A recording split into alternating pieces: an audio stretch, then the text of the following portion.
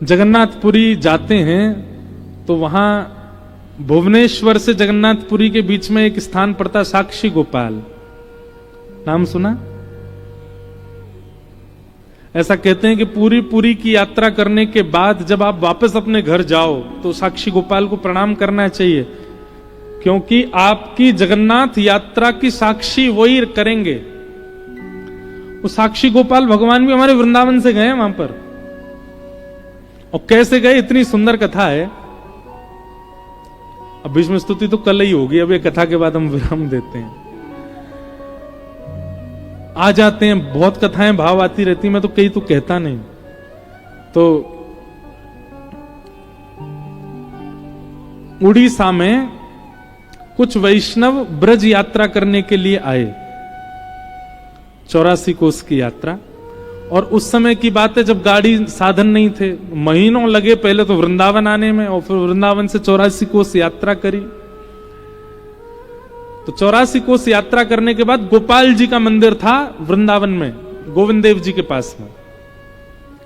वहां रात्रि सब लोग आकर के अपनी यात्रा विश्राम किए। अब कल सबको वापस उड़ीसा निकलना था, तो रात में सब एक दूसरे को गले मिल रहे थे, सब एक दूसरे को धन्यवाद कह रहे थे, बढ़िया यात्रा हमारी पूरी हो गई। उस यात्रा में एक वयोवृद्ध थे, उन वयोवृद्ध की एक युवा लड़के ने बड़ी सेवा करी थी।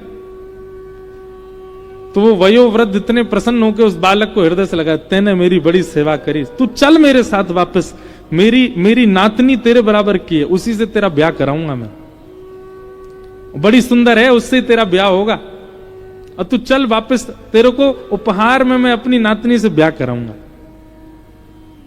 वो भी प्रसन्न हो गया, करा देना, हम तो बैठे तैयार।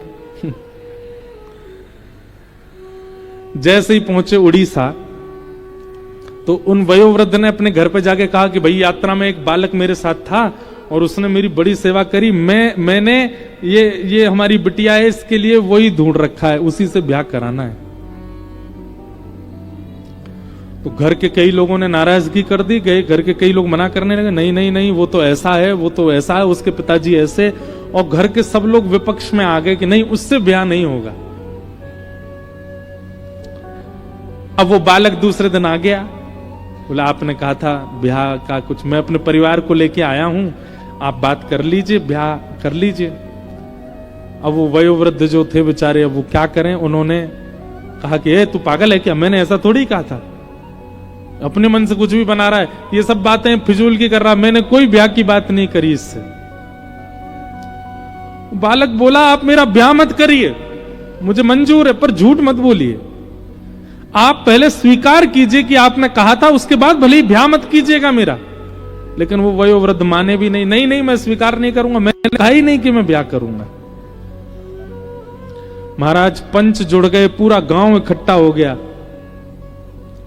और वो बालक कहे कि इन्होंने कहा था, वो वृद्ध कहे कि नहीं मैंने कहा ही नहीं, अपने मन से बोल रहा है। तो पंचों ने कहा भैया देखो, इन्होंने तुमसे कहा कि अपनी नातनी से ब्याह कराएंगे, तुम दोनों के अलावा किसी तीसरे ने बात सुनी थी तुम्हारी?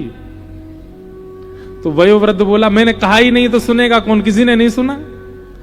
लेकिन वो युवा बालक बोला हाँ एक ने सुनी है। अब वो वृद्ध कहे किसने सुनी? बोले महाराज वृंदावन में गोपाल जी का मंदिर था जहां हम बैठे थे, ऐसा शास्त्र कहते हैं कि ठाकुर जी तो सब सुनते हैं, गोपाल जी ने सुनी थी, उन्होंने सुनी थी कि इन्होंने मुझसे कहा है कि ये ब्याह कराएंगे। ये सुन के सब हंसने लगे, बोले अब गोपाल जी का सुना तो अनसुना सा ही है। पंच बिल्कुल रद्द होने लगे, मतलब पंचायत रद्द होने लगी, सब उठ के जाने, अरे ये कोई बात नहीं, नहीं गोपाल जी ने सुना है। अब बोले मुझे इस बात की चिंता नहीं कि इन्होंने कहा किसने सुना किसने नहीं सुना, आप लोग यदि उठ के जा रहे हैं तो आप सब वेद की बातों को असत्य मानेंगे कि ठाकुर जी सुनते हैं। आप लोग यदि यहां से उठ के गए तो मैं घोर नास्तिक हो जाऊंगा, मैं जीवन में कभी ठाकुर जी को नहीं मानूंगा। या तो मेरी बात मानिए कि ठाकुर जी ने सुना है, और अगर आप नहीं मानेंगे तो मैं जीवन भर के लिए नास्तिक हो जाऊंगा। गांव के सब लोग बोले तो बड़ी विडंबना। एक वयोवृद्ध बोले मेरे पास एक उपाय है, रुको इसको मैं बांध दूंगा, उसी चक्र में ही बंधा रहेगा। क्या? बोले काम कर, वृंदावन जा गोपाल जी को ले आ, और वो आके यहां बोल दें कि हाँ इन्होंने अपनी पुत्री का ब्याह तेरे से निश्चित किया था, हम ब्याह करा देंगे। ठाकुर जी सुनते हैं तो चलना भी तो जानते होंगे, ले आओ उनको। वो विश्वास से वृंदावन चला गया और गोपाल जी के मंदिर पहुंचा महीनों बाद, और जाकर के ठाकुर जी से बोला, मुझे ब्याह की चिंता नहीं है, मुझे किसी बात की चिंता नहीं है, पर मैं आपकी भक्ति करता हूं, मुझे भक्ति के प्रमाण की चिंता है कि प्रमाण करने के लिए आप चलो मेरे साथ। और वहां जाके बोल दो, फिर भले ही मेरा ब्याह ना हो पर आप साक्षी के लिए चलो। और बैठा रहा, ठाकुर जी वहीं खड़े हैं, कुछ बोले ही नहीं। पुजारी जी आए, कपाट चले गए। रात भर रोता रहा, मैं कुछ खाऊंगा नहीं, अनशन पे बैठ जाऊंगा, प्राण त्याग दूंगा।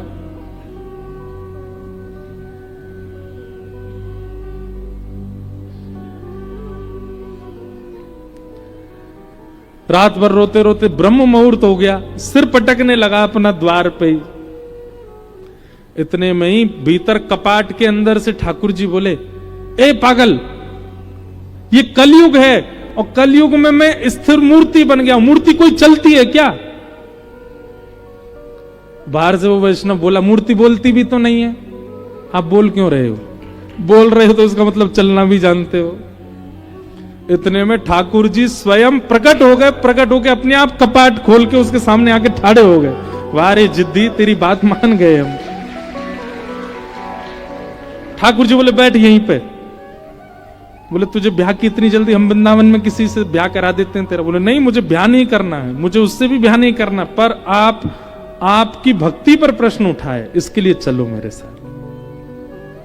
ठाकुर जी बोले, कैसी बात करता, मैं कैसे चला जाऊं इतनी दूर? बोले, आप परमात्मा हो, आपके लिए दूरी क्या है?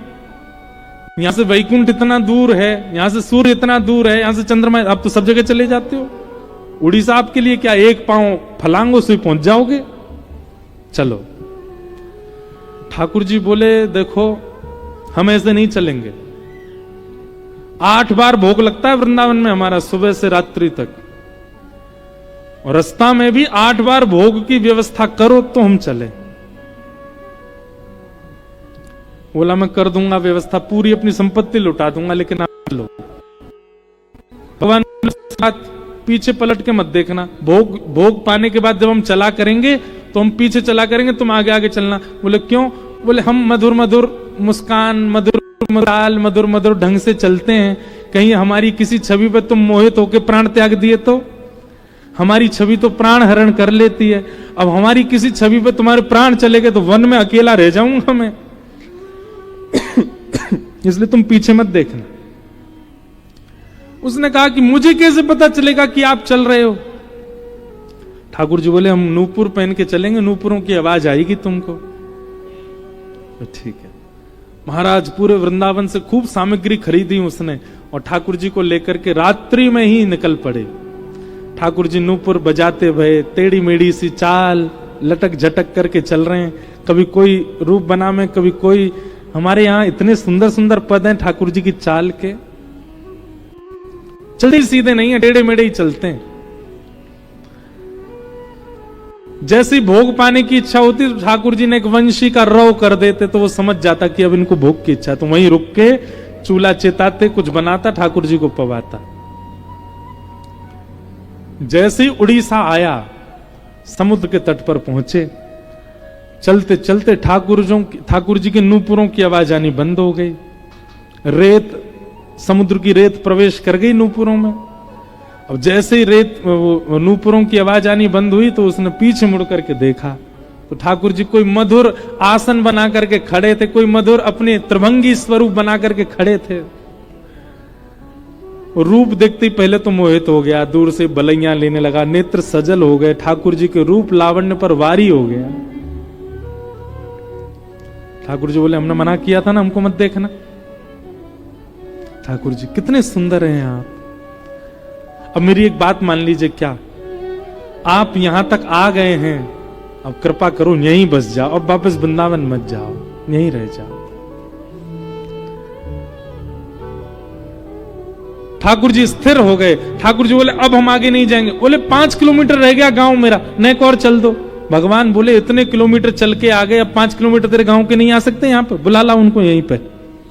और फिर ठाकुर जी ने कहा, ये जगन्नाथपुरी का मार्ग है, कालांतर में लोग जगन्नाथपुरी जाएंगे।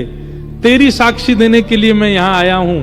अब नियम लेता हूं, जो भी यहां आएगा सबकी साक्षी रखूंगा कि सब जगन्नाथपुरी आए थे। इसलिए उनका नाम पड़ा श्री साक्षी गोपाल। भक्ति कैसी? आप ठाकुर जी के पीछे चले नहीं, ठाकुर जी आपके पीछे चल दिए। आपके प्रेम में विवश होके, आपके भाव में विवश होके, आपकी श्रद्धा में विवश होके ठाकुर जी चल दिए आपके पीछे। वो प्रेम है।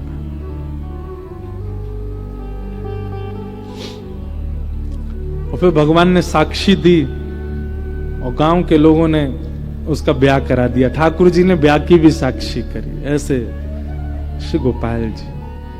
तो भक्ति की प्रधानता आपकी तत्परता नहीं, आपकी तत्परता से ठाकुर जी प्रसन्न होकर ठाकुर जी आपके अधीन हो जाएं। आप कहो मेरा प्रधानमंत्री जी से बहुत प्रेम है, सबका ही प्रेम है, सभी उनसे प्रेम करते हैं, पर आपका प्रेम तब माना जाए कि वो भी आपसे प्रेम करे। ठीक वैसे ही ठाकुर जी से तो सब प्रेम करते हैं, ठाकुर जी के पीछे तो सब चल रहे हैं, पर श्रेष्ठ वो ठाकुर जी जिसके पीछे चल रहे। ये कथा क्या है? कथा निर्माण करती है श्रोताओं का। कैसा निर्माण? कि ठाकुर जी को हम लुभा जाएं, ठाकुर जी को हम भा जाएं और हमारे रूप से, स्वरूप से, स्वभाव से ठाकुर जी रीच करके हमारे पीछे, अनुब्रजाम में हम नित्यम, हमारे पीछे पीछे ठाकुर जी चलने लग जाए।